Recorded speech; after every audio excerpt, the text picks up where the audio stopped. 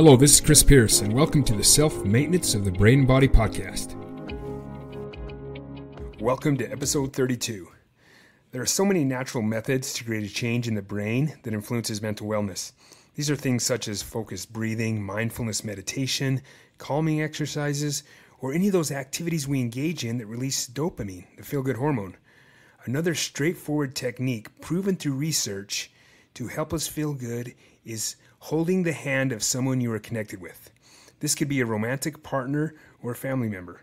Researchers from the University of Virginia found that holding hands can reduce activity in a region of the brain called the hypothalamus.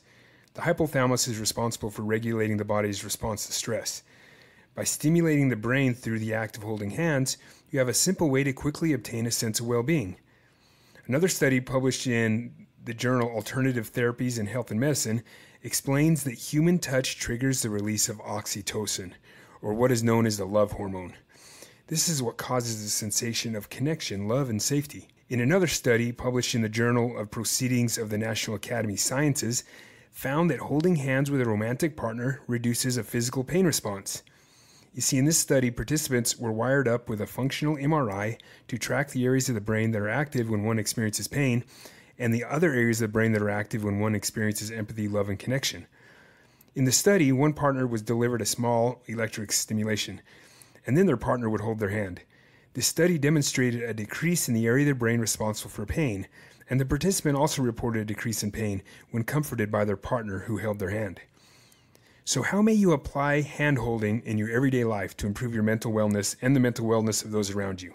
So first, you can use it to help your partner or child feel validated and calm during times of stress or pain.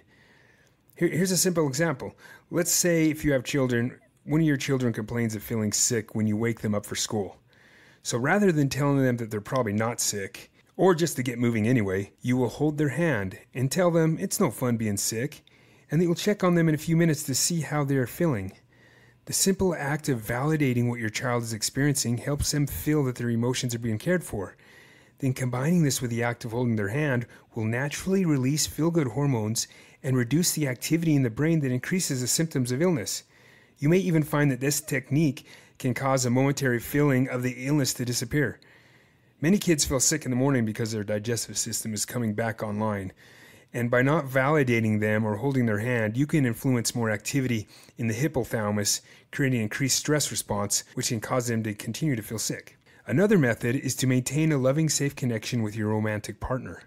Hold your partner's hand as often as you can. Do it in public, or when you're sitting down together watching a movie. And the most powerful benefit of holding hands should occur when your partner is dealing with physical or emotional pain. Hold their hand and listen to them and validate the pain they are experiencing. Holding hands is also a great way to start conversations of conflict with a partner.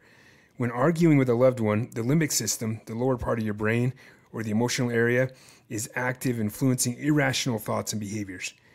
By holding hands during these conflicting conversations, you reduce the activity of the limbic system, turn down the stress hormones, and increase the feel-good hormones, and increase in activity in the frontal lobes, the area responsible for rational thinking, and you'll be better postured to discuss the conflicting topic in a loving manner. This week I challenge you to use holding hands as a powerful tool to influence a positive change in your mind and body to help you feel good, and to be there to validate and comfort those around you who may be experiencing emotional or physical pain.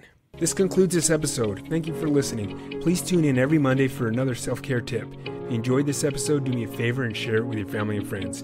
Please check out my self-care book, Self-Health Andragogy, Self-Directed Learning Approach to Mental and Physical Self-Care. It's available on Kindle, print copy, and audiobook. You can find links to this book in the show notes of this podcast.